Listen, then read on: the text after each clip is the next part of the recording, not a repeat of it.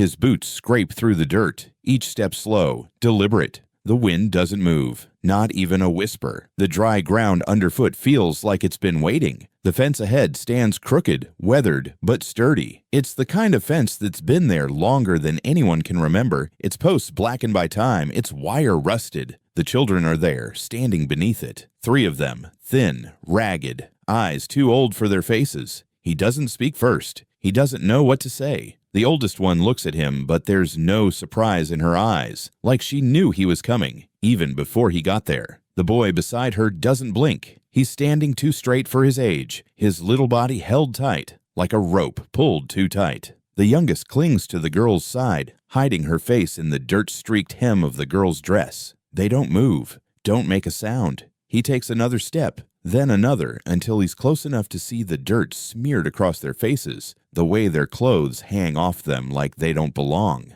"You the one they call for?" he finally asks, his voice low, rough from the dry air. The oldest girl's lips quiver just enough to make him stop. He takes another step back, eyes narrowing. Her voice breaks the stillness, as sharp as the silence that came before it. Mama's gone. The boy doesn't say anything. His eyes flicker to the girl and then to the ground. The youngest one stays silent. Her fingers are clenched around her sister's dress, as if she's still trying to hold on to something. But what that is, he doesn't know. Gone? His voice feels heavy in his throat, the word clinging to him. The girl nods. She doesn't cry. No tears in her eyes, just that empty look. "She said you'd come." He stands there staring at them, unsure if he should say anything more. He's never been good at this. He's never been good at the things that require patience, the things that demand him to stay calm. But something about their stillness, their eyes, pulls him in. It's like he's been walking toward them without even knowing it, like this moment was already written in the dirt beneath his feet. "Why me?" He says it before he can stop himself. It's too late now. The girl doesn't answer right away. Instead, she takes a small, shaky step forward. She doesn't stop until she's close enough for him to smell the dirt, the sweat, the weariness that comes from days without food, without rest. She speaks again, softer this time, but her words fall like stones. "She said you'd come for us." She doesn't look up, doesn't look at him at all, but her voice carries enough weight to make his stomach tighten. He exhales slowly, as if the air in his lungs is too thick. Something flickers inside him, a feeling he's tried to push down for years, a feeling he thought he buried long ago. But now it rises like dust on the wind. He looks over. The children again. The girl. The boy. The youngest. Holding tight to her. They don't look lost. They look waiting. Waiting for him to do something. He doesn't know what. He doesn't know why. "I don't." He stops. The words don't fit. They don't sound right. He doesn't know how to tell them he's not the man they're waiting for. He's just a man who stumbled into their lives, a man who's never been good at answers, who's never been good at promises. But when he looks at them, looks into their eyes, something in him shifts, and it's a shift so deep it scares him. The youngest girl doesn't speak. She doesn't have to. Her fingers still curl tight, like she's trying to hold on to something that's slipping away. He steps forward slowly, reaching for the oldest girl. She doesn't pull back.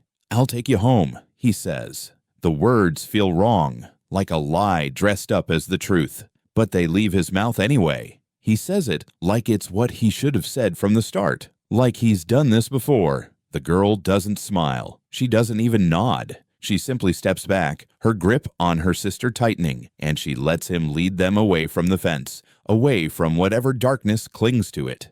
As they walk, the silence between them thickens. Not a word is spoken, not even a glance. Just the sound of boots on dirt, of children's feet in the dust, moving as one. The wind starts to move again, but it's not much. Just a soft whisper that barely stirs the air. And in the distance, something shifts. Something in the house. Or maybe it's just the way the dust settles on the horizon.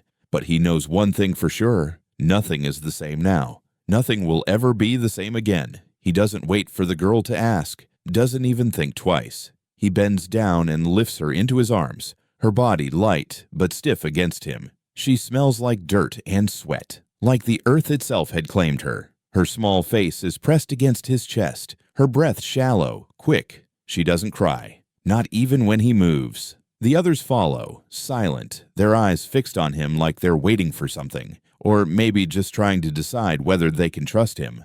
The boy is first, walking behind him, stiff and straight like a soldier. He doesn't speak. The oldest girl follows closely behind, her eyes fixed ahead. Not a word, not a sound. He can feel the weight of them all like they're tied to him now, like something invisible is pulling them all in the same direction. The barn is just a few paces away, but it feels farther. The dirt beneath his boots shifts with every step. He feels it now, the weight of their eyes on him, even though they don't look at him. They're not children anymore. They're ghosts. He can't see it, but he feels it, something inside him that's being dragged back, pulled into something he swore he would never return to. His hands tighten around the girl. She doesn't seem to notice. She's too still. He hears the whispers from the past, quiet at first, like the rustling of leaves in the distance. He ignores them, but they don't leave. Not the whispers, not the memories. Where are we going? The boy's voice breaks the silence, soft, almost too quiet to hear. He doesn't answer at first. He just keeps walking, the barn getting closer. He's supposed to be the one who has the answers, the one who's supposed to know what to do. But all he feels now is the weight of a promise he made long ago. And that promise, it's dying, right in his hands. The wind picks up again, but it doesn't matter. It can't change what's coming. It can't change the things he left behind. Not in the house, not in the dust of this place, and not in the memories buried under years of silence. He reaches the barn, the heavy wooden doors groaning as he pushes them open. The air inside smells of hay and oil, old and stale. It's not much, just a place to keep things, to keep the world from looking too close. But it feels like a cage. It feels like the weight of everything he's been running from, all of it pressing down on him in the dark. He sets the girl down on the hay first, careful not to jar her. The others follow, their eyes never leaving him, never blinking, like they're waiting for something to break. Or maybe they're waiting for him to break. The boy looks at him finally, his eyes searching. What's gonna happen to us? The question hits him like a hammer. It's the one he's been trying to avoid. He knows he can't answer it. Not yet. Maybe not ever. But that doesn't stop him from trying. I don't know, he says, the words feeling too heavy in his mouth. I'll take care of you. The girl doesn't look at him. She sits in the corner, her hands folded neatly in her lap. The boy stands at the threshold of the barn, arms crossed, eyes still locked on him. He doesn't believe him, not really, and he doesn't blame him. He doesn't believe himself either. He turns away, pulling a piece of hay from the floor and rolling it between his fingers. The barn is quiet, but it feels like it's filled with something he can't name, something that doesn't belong here. He's always known this place wasn't right. Now, with them here, it feels worse. The weight of the girl in his arms, the sound of her breath on his chest, that's where it starts. The memories, his family, his own past, his own broken promise. He promised once when he was young never to return. He promised to leave, to never come back to this place, to the broken house, to the ashes of what had been. He swore it on a Bible, on everything he had, and he meant it. But promises die, just like everything else does. They fade in the dust, and the harder you try to hold on to them, the faster they slip away. He'd left, sure, but he'd never really gone. Not inside, not in the way that counted. And now, here they were. He could feel it in his bones. He'd never left. The girl looks up at him now, her eyes hollow, dark. There's nothing there, not really, but the silence is enough to speak for her. He isn't her savior. He isn't anyone's savior. The barn door creaks. A shadow passes over the opening. For a moment, he's back there, at the edge of the house, looking at the pieces of his life that were left behind. His father, his mother, the promises they made, the things they did. It's the past. It's always been the past. But now, it's not just his. It's theirs, too. He never wanted to come back. But this time, it's too late. The promise is broken. And it's broken for good. Later that night, the barn is dark, save for the dim light from a single lantern hanging above the old workbench. The air smells of hay, dust, and something sharp, the kind of cold that creeps into your bones and stays there. He sits on a crate, hands resting on his knees, staring at the fire he'd built in a small metal stove. The warmth is slow, reluctant. It doesn't reach him, Not really, not the way he needs it to. The children are quiet, their shadows barely visible in the corners of the barn. They're all sitting in the same spots they've claimed since they arrived. The oldest girl, the one with the hollow eyes, sits by the wall. She hasn't moved much since they came in, just watching him. Silent. Watching. The youngest is curled up next to her, looking small and fragile, too young to understand. The boy is farther back, not meeting anyone's eyes. His arms are crossed tightly across his chest, his face tight, with something unsaid. He doesn't speak either. Not yet. Not until the sound of a small, crinkled paper tearing through the stillness of the barn reaches his ears. The girl is standing now, holding something in her hands. She walks toward him, her feet light on the ground, like she's trying to stay unseen. When she gets close enough, she holds it out. A letter. Old. The paper crumpled at the edges, torn where it had been folded too many times. Mama wrote it before she... Her voice trails off like she's afraid to finish the sentence. He doesn't take it right away. He knows what it is before he even holds it. He can feel it in the air, in the way his stomach tightens just looking at the crumpled paper. What does it say? His voice is hoarse, quieter than he meant it to be. He can't bring himself to take it yet. The girl doesn't answer at first. She just stands there, watching him, waiting. He looks at her, her thin face, the way she's holding herself together like she's afraid to let go. Then he reaches out and she places the letter in his hands. He hesitates for a second, staring at the handwriting. It's hers. He doesn't need to read it to know. Her sharp, hurried strokes are unmistakable. He never thought he'd see her handwriting again. But there it is, in front of him, as real as the dust in the air. Her name is there, just below the fold, and his too, but it doesn't feel like a plea. It feels like a warning. He unfolds the paper slowly, like it might break if he's not careful. The words spill out in a rush of ink, some parts too messy to read, some clear, some faded. His eyes trace the lines. It's all he can do to stop himself from choking on the weight of it. The letter says, "I don't know how long we have. I don't know if you'll even come for us, but if you do, please don't trust them. They'll come for you too. They'll say they're trying to protect us, but it's not protection. They're just waiting for the right moment, for when they can take what's left of you. You know who I mean. You know who's behind it all. Don't come looking for answers. Leave us here and forget we ever existed." He stops. His hand grips the paper tight, his knuckles white. The words blur for a second, his eyes stinging, but it's not the letter. It's something else, something deeper. He wipes at his face with his sleeve, blinking, trying to clear his mind. The letter, the warning. It's all too much. Too many years. Too many questions. Too much that he thought he could outrun. But he's here, and now the past is catching up. His heart pounds in his chest as he rereads the last line again. The one that stabs at him, that twists something inside. Forget we ever existed. He can't. He can't. Not after everything. Not after seeing them. Not after what's happened. The girl, standing there, waiting for him to say something, to do something, finally speaks again. She said, "You would understand." The words are soft, like they're meant for him and no one else. She said you'd know what to do. He closes his eyes for a moment, swallowing hard. It's her voice, but it's also the voice of a woman he thought he had buried. The voice of someone who knew him better than he ever wanted her to. "I don't understand." The words spill out of him too heavy to keep inside. "I never did." The girl doesn't respond. She just stands there, waiting.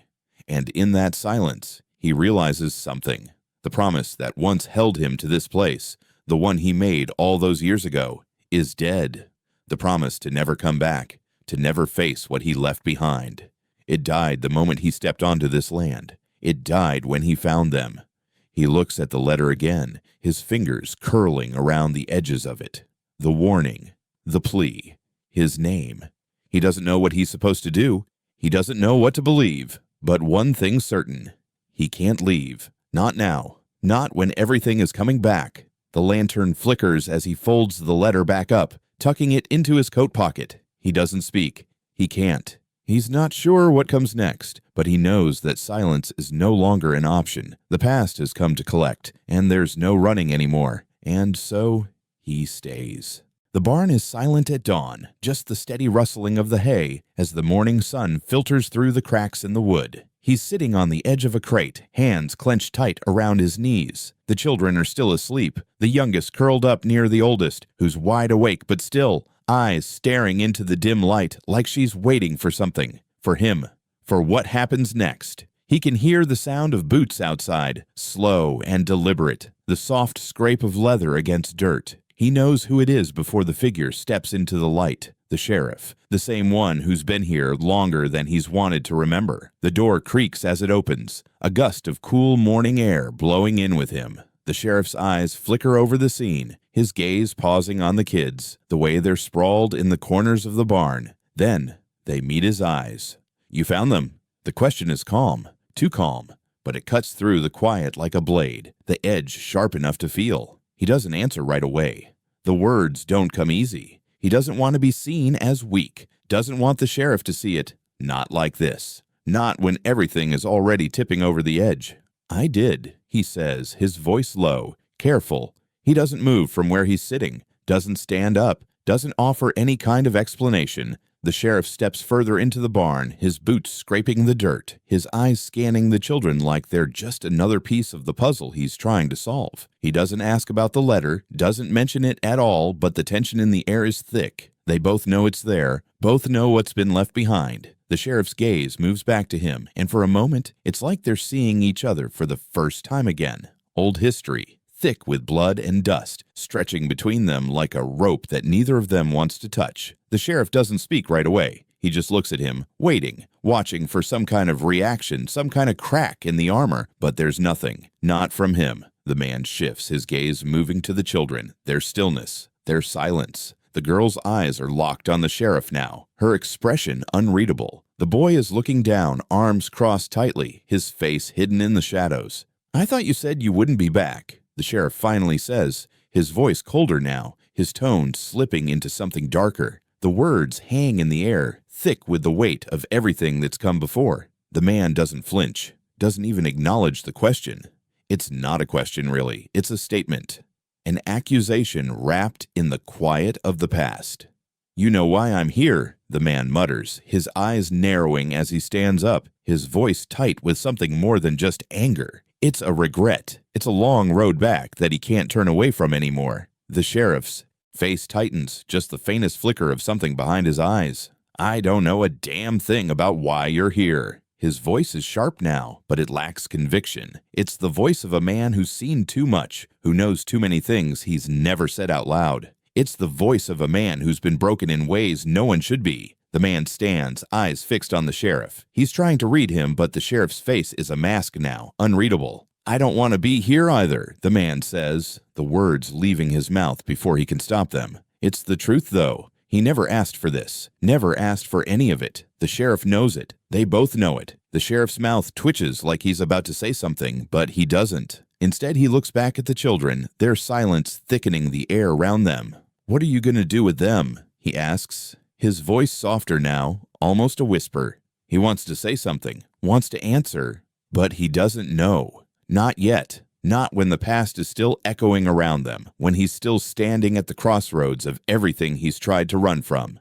I'm not sure yet, the man says, his voice quieter than before, but they're staying here for now.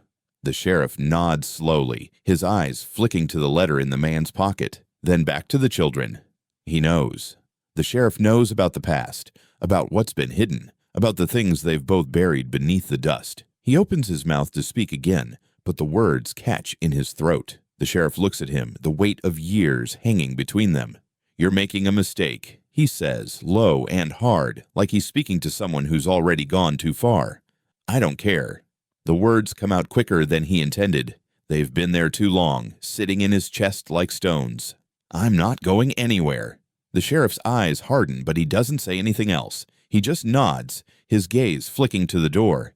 The silence stretches between them again, thick and suffocating. Be careful, the sheriff says, his voice low, a warning that feels like something older than the land itself. They're not just kids. And this place, it's cursed. You know that, right? He doesn't answer. He doesn't need to. The sheriff turns to leave, his boots scraping against the dirt once more, each step heavier than the last. As the door creaks closed behind him, the man stands there, feeling the weight of everything settle onto his shoulders. The letter burns in his pocket, a reminder of everything he can't outrun. And as the barn falls silent once more, he knows that whatever happens next, nothing will be the same. The barn is still. The children, exhausted from the day's silence, are asleep.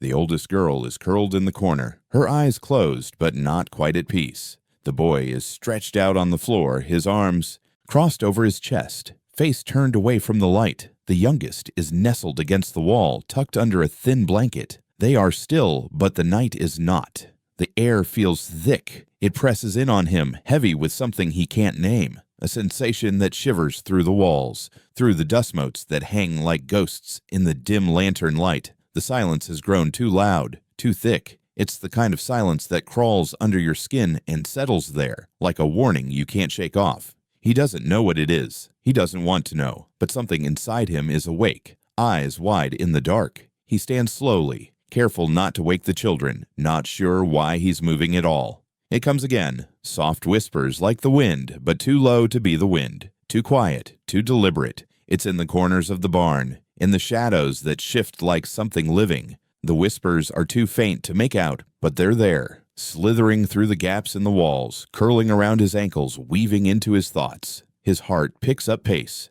He doesn't move immediately, just stand there, listening, waiting, but nothing makes sense. He reaches for the lantern, fingers trembling, and holds it high, casting long shadows against the barn's wooden walls. The darkness feels alive, breathing with him, watching him. Another whisper closer now, the sound of a breath drawn too quickly like someone in the room with him. But when he turns, there's nothing. Just the children, sleeping, their breaths steady in the quiet. He holds his own breath for a moment, straining to hear the next sound, but all he hears is the steady creak of the old barn, the slow groan of the wood settling in the night. He moves, cautiously, step by step, toward the back corner of the barn, where the shadows seem deeper than before, where the air feels colder, heavier. The lantern's light flickers, and for a second, he's sure he sees something shift in the corner, something just out of reach, hidden in the dark. He stops. His pulse is louder now, ringing in his ears. The air is thick, like it's pressing in from all sides, and it takes everything he has to force his feet to move again. As he draws closer, he sees it. A crack in the wood, a split in the boards that's wide enough to let a sliver of moonlight slip through. The light catches something on the floor, something in the dirt. He kneels, the lantern shaking in his hands. His breath comes too fast, too shallow. A message is scribbled in the dirt, written quickly, frantically, as if whoever wrote it was in a hurry to get away. The words are clear, even in the dim light. She's gone. No one can save you. His fingers hover over the words, but he doesn't touch them.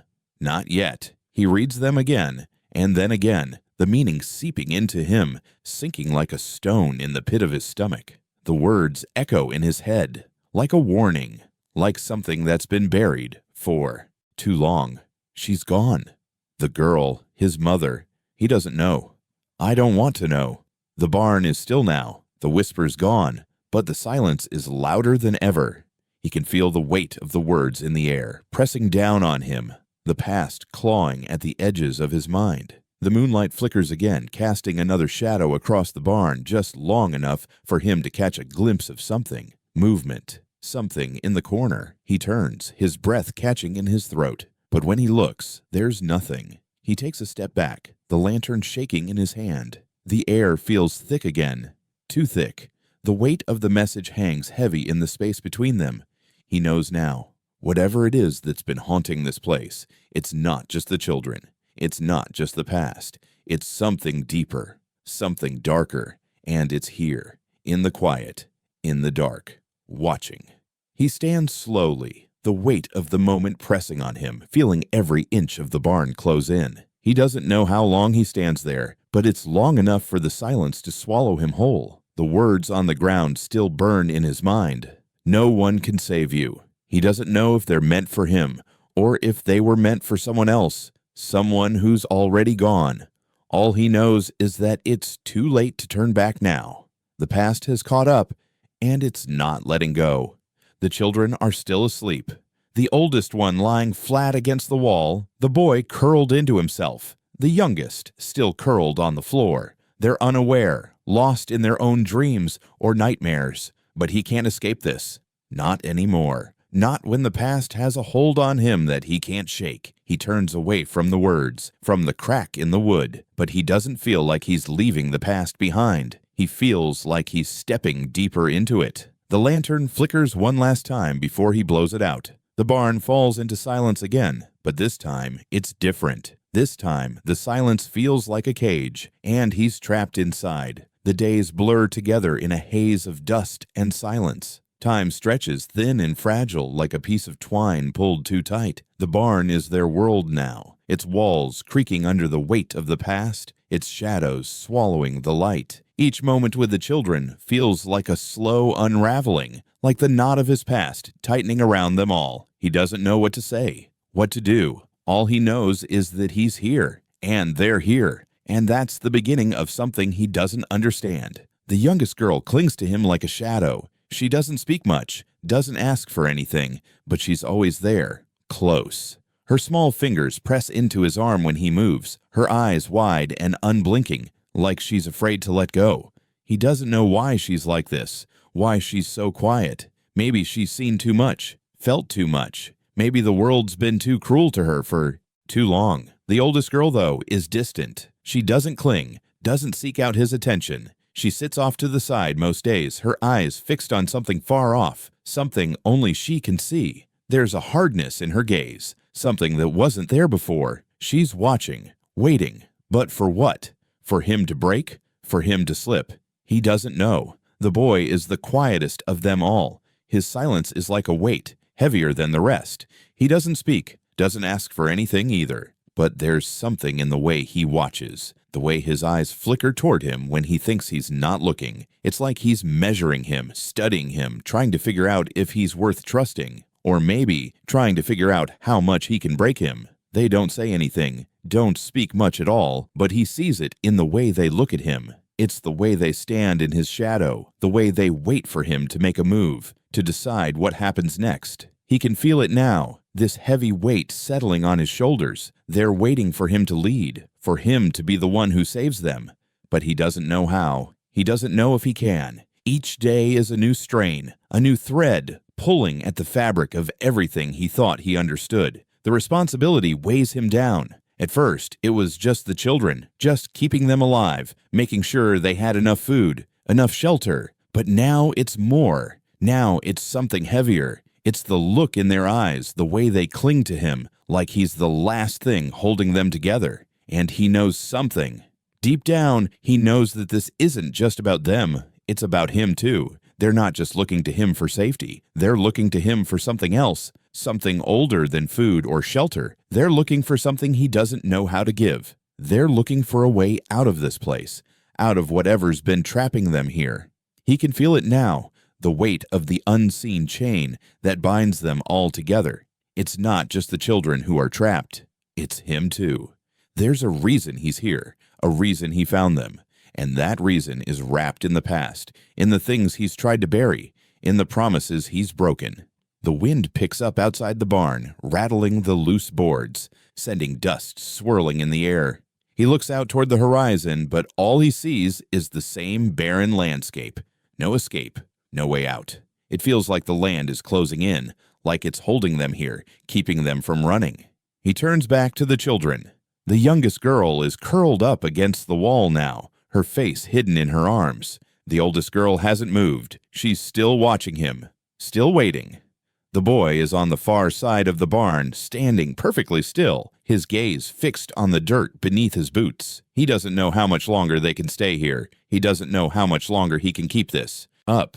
But every day, they look at him like he's their only chance, like he's the one who's going to save them.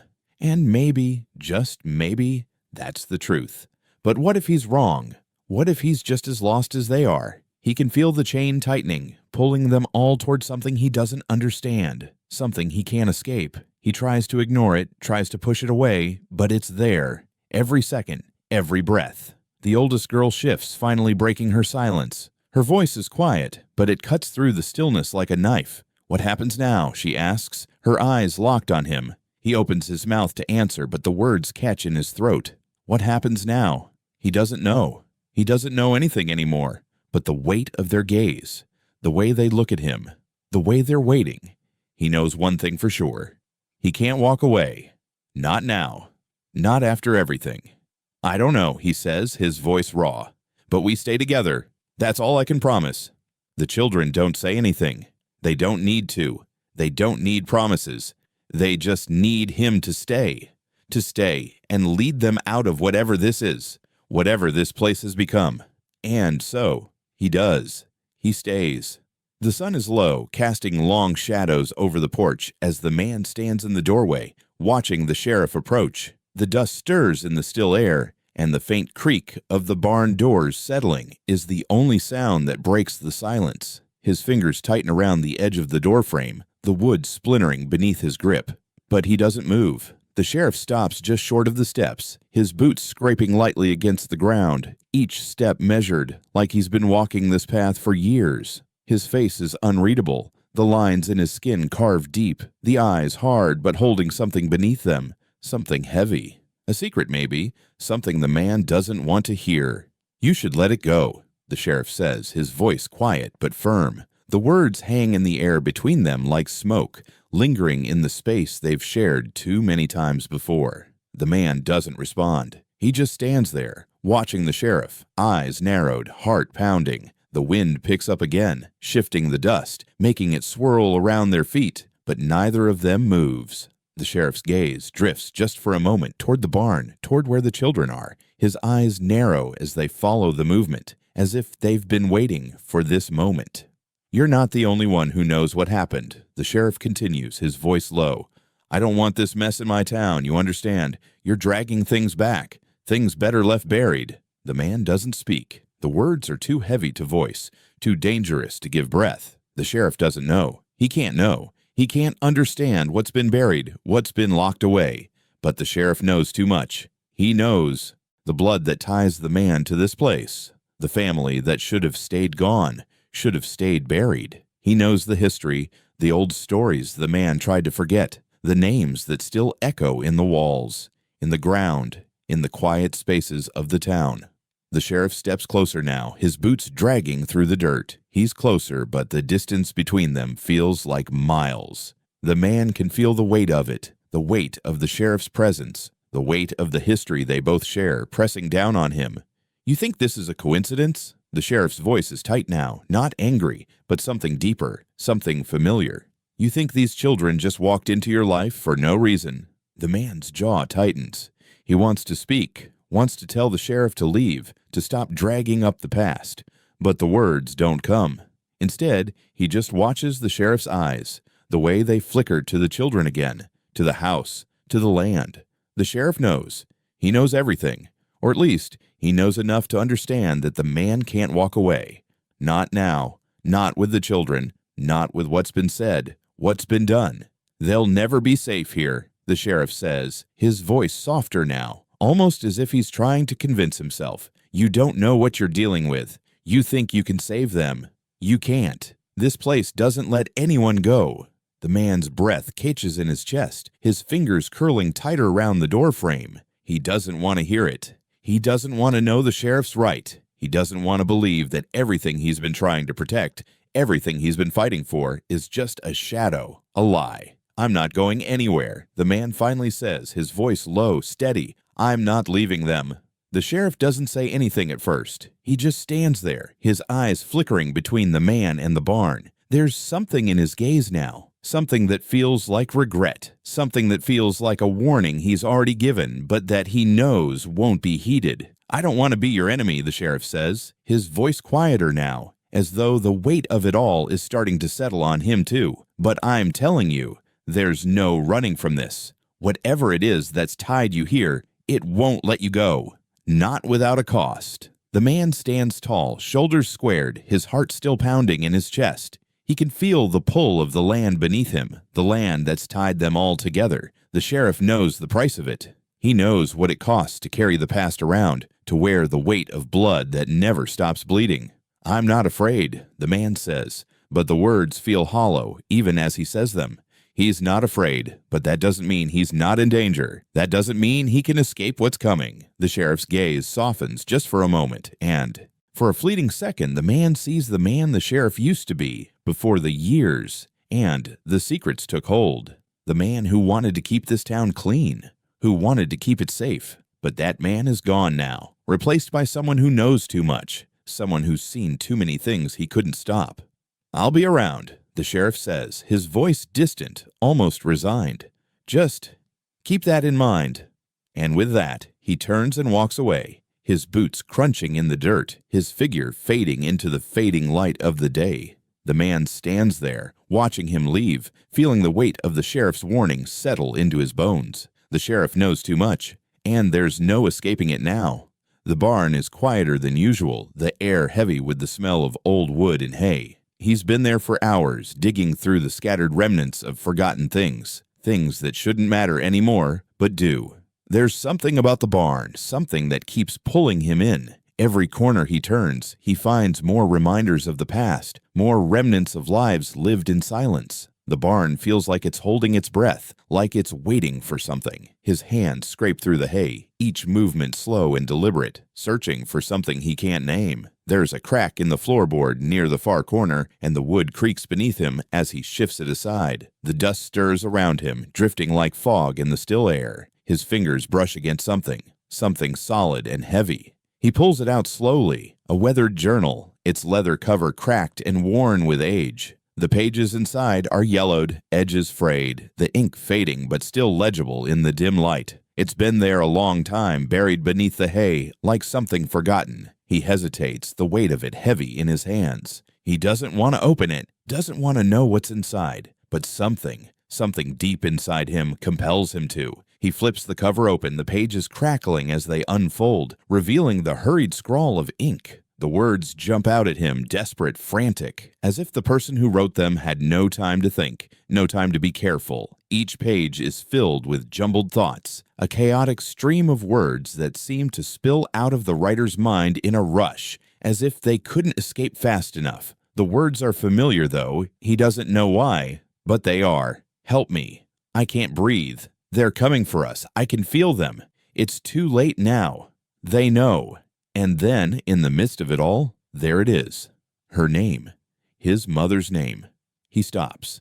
The journal trembles in his hands as he stares at the words, his breath catching in his throat. It doesn't make sense. He never thought he'd find this place. He never thought it would be tied to his blood. But there it is. The name that's haunted him his entire life. The name he thought he'd buried. Evelyn. He keeps reading, despite the rising sickness in his stomach, despite the way the air in the barn seems to thicken, like the walls are closing in. The words on the pages bleed together, memories that don't belong to him but feel like they do. She wrote this. She wrote it, and she knew.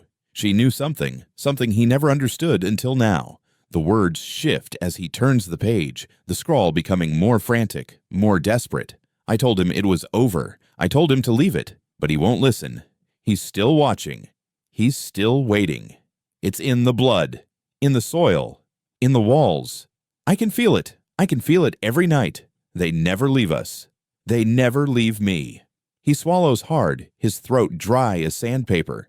The barn is suddenly too small, the walls pressing in on him, and the silence that fills the space feels like a pressure that might crush him. He flips the page, his hands shaking now, his mind racing with thoughts that don't want to form. The journal falls open to a page that isn't filled with words, but with a map. A crude drawing of the land around the barn, the town, and something else. A circle marked with a cross, placed squarely on a spot that feels too close to home, too close to where he stands now. It's his name written in a corner of the map. He didn't write it, it's not even in his handwriting, but it's there. And it's not just his name, it's his name and the names of the children, drawn together in a line like they were always meant to meet here, meant to end up in this place. A chill runs through him, cold and sharp, like the touch of something unseen, something that's been waiting. He looks at the last page, and there, written in bold, jagged letters, is the final entry. If you find this, then it's too late. You've already become a part of it. The blood has been spilled, and the past will never stay dead. He closes the journal, the sound of the cover snapping shut echoing in the quiet barn. The words echo in his mind, and the weight of them presses down on him like a stone lodged in his chest. The past is never truly buried, he realizes. It's never gone. The journal slips from his hands, falling to the ground with a dull thud, but he doesn't move. He doesn't pick it up. He doesn't know what he's supposed to do with it, with the memories it's dragged up, with the name that has haunted him since he could remember. The walls of the barn feel too close now, the air too thick. He looks back at the children, still asleep in the corner, their faces too peaceful, too unaware of what's coming, what he's found, what has always been waiting for them. The truth is here, hidden in the dust, in the old journal, in the words that have never stopped calling. The blood is still here, running through them all, and it's a chain that will never break, no matter how far he runs. And now he knows. The past is never gone. It's always been here, waiting to find him again. The well stands at the edge of the property, just beyond the barn, where the land starts to dip into shadows. It's old, cracked, and dry, its stones worn from years of neglect. The children never go near it. The youngest, in particular, avoids it like it's a thing of darkness, a memory they can't name. She won't look at it, won't even acknowledge it's there. The oldest girl, too, gives it a wide berth, her eyes always sliding away when it catches her gaze. The boy, though, never mentions it. He simply watches, his face unreadable, but there's a tension in him, like something is being pulled tight, waiting to snap. The man hasn't thought much about the well. It's just another part of the land, just another relic of a place long past its prime. But tonight, as the wind stirs the trees and the last remnants of daylight fade into the horizon, he feels the pull of it, a tug he can't ignore. He stands at the barn door for a moment, staring out into the darkness before stepping into the night. The ground is soft beneath his boots, the air cool and dry. He doesn't know why he's drawn to it tonight, why it feels different now, but he can't shake the feeling that something is waiting for him there. He moves toward the well, the stones now looming larger as he steps closer. It's silent, too silent. The only sound is the whisper of the wind, the creak of the barn in the distance. He pauses when he's just a few feet away, watching the dark hole that seems to swallow the moonlight. He doesn't know why, but he kneels down, leaning over the edge, his fingers brushing the cold stone. He feels it, a faint echo, a low vibration, like something is stirring below. It's just the wind, he tells himself. It's just the earth settling, the night making its usual noises. But the feeling doesn't go away. It sinks into his bones, creeping up his spine, tightening around his chest. A low creak sounds from the well, a groan of the stone shifting, and he reaches forward, almost against his will. His fingers brush something cold, something hard. His breath catches in his throat as he digs deeper, pulling it up carefully, feeling the weight of it in his palm. He holds it up to the light, staring at it in disbelief. The ring. His mother's ring. He recognizes it immediately, the familiar curves of the band, the worn edges where it had once been polished smooth. It's covered in dirt, half buried in the earth, but it's unmistakable. He can feel it in his hand like a shock, like a jolt of electricity. The air around him shifts. The wind picks up, ruffling his hair, the branches of the trees whispering in the distance. But it's not just the wind. There's something more, something heavy in the air, something that's been waiting, something that's been buried in the dirt for too long. He stares at the ring, his fingers trembling as he holds it, as if the very touch of it is pulling him back into a place he thought he'd left behind. The memories flood. Him, sudden and sharp. His mother's face, her hands, the way she used to wear the ring every day, like it was part of her. But now, it's cold. It's dirty. It's a relic of a past he's been running from. The man stands up slowly, still holding the ring, his mind racing with thoughts he doesn't want to have. He doesn't want to remember, not now, not here. But the ring is in his hand, the past is rising, and he can't stop it. He glances back toward the barn. The children are still asleep, still unaware of what he's holding, of what he's uncovered. But the oldest girl, he feels her presence now, feels her eyes, even though he can't see them. It's like she's watching him, like she knew this moment would come. She always knew. He wipes the dirt from the ring, holding it in the moonlight. The engraving on the inside is still visible, faint but clear, Evelyn. His mother's name etched into the metal like it was never meant to be erased, never meant to be forgotten. He can't go back. He can't undo this. But he knows deep down that the past hasn't finished with him. It never does. It's just been waiting, buried in the dirt, hidden in the shadows of the barn, in the silent whispers of the well. The ring is cold in his hand, colder than the night air around him. And for the first time since he arrived, he feels the full weight of what he's walked into. The children, the land, the memories, they're all tied to this place, to this ring, to his blood. He stands there for a long time, just holding it, watching the shadows stretch around him, feeling the weight of the past settle into his chest like a stone. The wind dies down, the whispers fade, but the ring, the reminder of everything he's tried to bury, stays in his hand. And the weight of it is heavier than he ever imagined. The air was heavy that morning, thick with something unspoken. The barn is quiet, the children still asleep, the shadows long and deep as the first light of dawn creeps across the land. He stands at the window, his hands pressed against the wood, looking out at the yard, watching the sheriff approach. The man doesn't move at first, doesn't even breathe. He just watches the sheriff's slow, deliberate steps. His boots sink into the dirt, a rhythm as steady and inevitable as time itself. The sheriff's eyes are fixed ahead, cold, unflinching, like he's seen this moment 100 times before, like he's always known it would come to this. The man's stomach tightens as he watches. He knows what's coming. He's known it since the moment the sheriff showed up at his door, since the moment the children arrived. He doesn't want to face it, doesn't want to hear it, but the truth is already standing at the gate. And there's no turning back now. The sheriff stops just short of the porch, his eyes still locked on the barn, on the house, on him. The silence between them stretches out like a wire pulled too tight. It's time to let them go, the sheriff says, his voice firm, as though he's already made the decision for him. The words hang in the air, sharp and final, like a sentence passed down from someone far higher than either of them. The man doesn't speak. He can't. He doesn't want to hear it, doesn't want to admit what the sheriff is saying is true. He looks at the children, asleep inside, unaware of the storm building outside. They don't know. They can't know. But the sheriff knows. The sheriff always knew.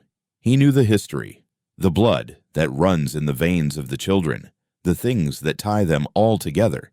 And the sheriff is right. He can't keep them. He can't hold on to them forever. The past always comes for what's its own. It's just a matter of time. The man steps forward, the floorboards creaking under his weight. He's not afraid, not anymore. But the weight of their future presses down on him like a stone, like something he's been carrying for too long, something that's been buried in his chest since before they ever came into his life. He's been holding on to them, holding on to this broken promise, but he knows now that he can't. He can't fix it. He can't make it right. The children's future isn't in his hands anymore. It never was. But the blood that runs in their veins, that's his. That's the thing he can never escape.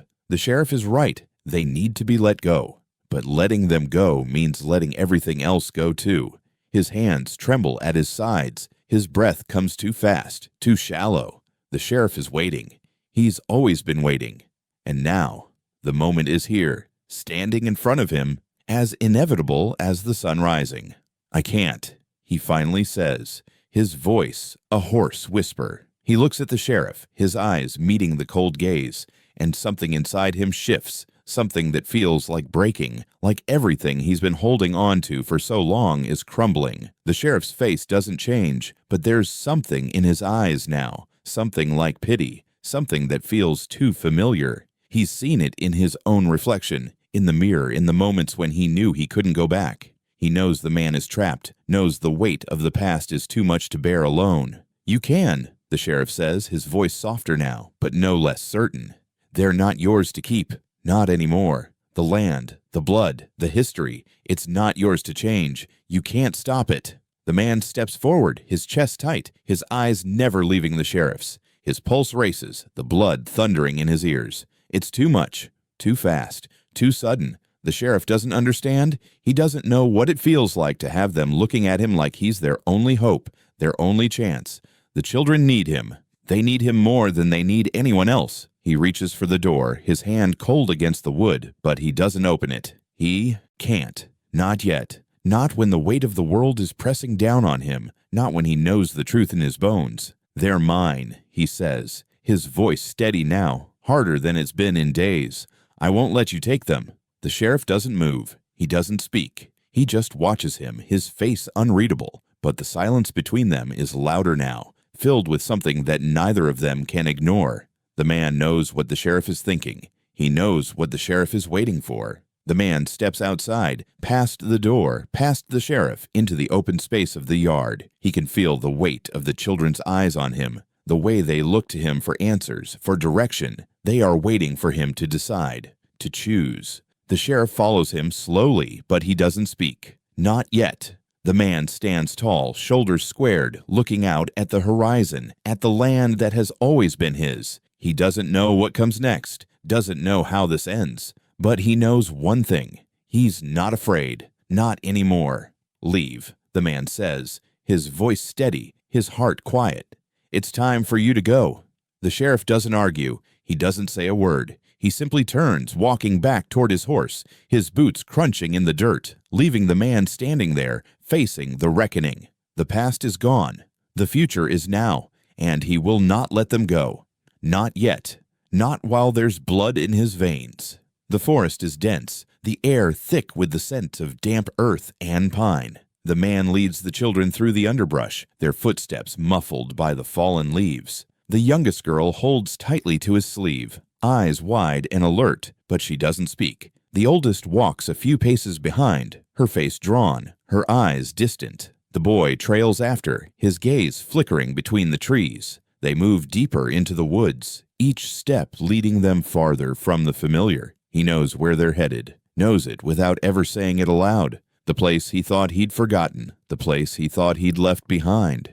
But the land remembers, and the land never forgets. They come to a clearing, and there it is, unmarked, save for a small stone cross at its head. A grave. The earth above it is freshly disturbed, the soil soft, the air still. The man stops, his heart pounding in his chest, his breath catching in his throat. He doesn't want to look, but his feet move of their own accord. The children stand behind him, their eyes fixed on the grave. The youngest clings to him even tighter, her fingers digging into his sleeve. The oldest girl steps closer, her eyes narrowing, but she doesn't say anything. The boy is quiet, his gaze fixed on the grave as though he already knows what lies beneath. The man kneels, his fingers trembling as they brush the dirt away, revealing the stone cross. The name carved into it makes his heart stop. Jacob McAllister. His breath catches, and for a moment, everything blurs. He stares at the name, disbelief sinking into him like a stone. His name, his family name,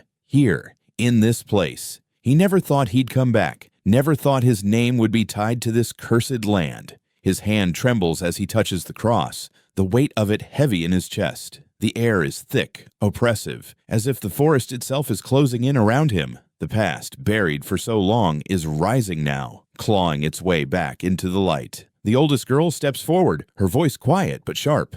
"You knew, didn't you?" He doesn't answer at first. He can't. The words don't come. His mind is a whirlwind, spinning with memories he can't outrun. The blood that runs in their veins. Their blood. It's all tied to this place, to this land, to the sins buried here. "I never wanted you to know," he says finally, his voice rough, strained. "I never wanted this for you." The boy steps closer, his eyes searching the grave, then meeting the man's gaze. "But it's in us, isn't it? It's always been in us." The man looks down at the grave again, the weight of it pressing down on him. "Yes," he whispers, the truth heavy on his tongue. "It's always been in us." The youngest girl tugs at his sleeve, her voice small and trembling. "What does it mean? Why is your name here?" He stands, turning slowly to face the children. The youngest clings to him, her wide eyes searching his face. The oldest girl watches him closely, waiting for the truth. The boy stands still, like he already knows, like he's already understood everything. The man looks at the grave one last time, the name etched into the stone.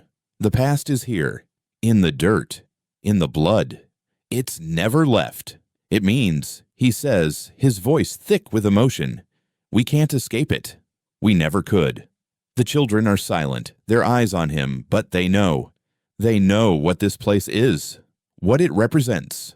The weight of the truth settles between them like a heavy stone, and in that moment, the man realizes the past has never really been buried. It's always been here, waiting to be uncovered, and now it's too late to run. The morning is quiet, too quiet. The barn, once full of rustling straw and soft whispers, now sits in a stillness that feels unnatural. The air is cold, and the earth beneath his boots feels heavier than it should, as though it's trying to hold him in place. He stands by the door, watching the children. They're awake now, standing in a line by the edge of the yard, their faces unreadable. The youngest girl has her back to him, her small frame stiff in the cold, the way she used to cling to him, now absent. The boy stands beside her, his arms crossed tightly, his eyes fixed on the horizon. The oldest girl, though, doesn't look at him at all. She's staring out into the distance, her expression distant, as though everything that came before is already fading from her mind. They don't speak. No. Words. Not anymore. He doesn't know when it happened, when the change settled between them. It wasn't the moment he found the grave, or the moment he showed them the land that had been waiting. Maybe it was the moment they saw him for what he really was. Just a man. No better or worse than the others who had failed them before. Maybe it was the moment they understood the truth he'd been trying to keep from them. That he was no savior, no knight, just a man. The wind picks up again, colder now, biting through the fabric of his shirt, tugging at the trees that line the edge of the property. The branches groan under the weight of it, a deep, mournful sound that echoes through the stillness. The man takes a step forward, his boots sinking into the dirt, but he doesn't go toward the children. He doesn't move closer to them. They don't look back. Not once. They're already walking away, their footsteps light but determined. It's as though they've made up their minds, as though they know where they're going now, where they need to be, and he knows they're not coming back. He wants to call out to them, to beg them to stay, to make it right, but the words get caught in his throat, stuck there, heavy as stones. What would he say? What would he promise them? He has nothing left to give. Nothing left but the silence that has settled between them, the silence that now speaks louder than anything he could ever say. The boy's shoulders are squared, his jaw set tight as he walks toward the horizon, his steps even. The youngest girl lags behind a little, her hand reaching for the older girl, but the girl doesn't take it. She keeps her distance, as though the space between them is something she needs now, something she's created for herself. The man doesn't follow them. He doesn't try to stop them.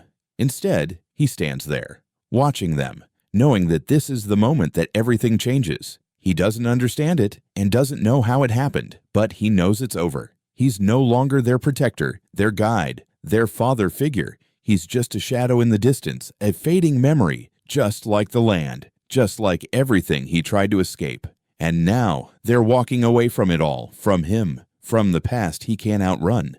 His heart aches, not from regret, but from something deeper, something he can't name. The wind howls through the trees, the last remnants of the night's chill lingering in the air. He watches the children grow smaller and smaller as they move away from him, toward whatever future they'll find.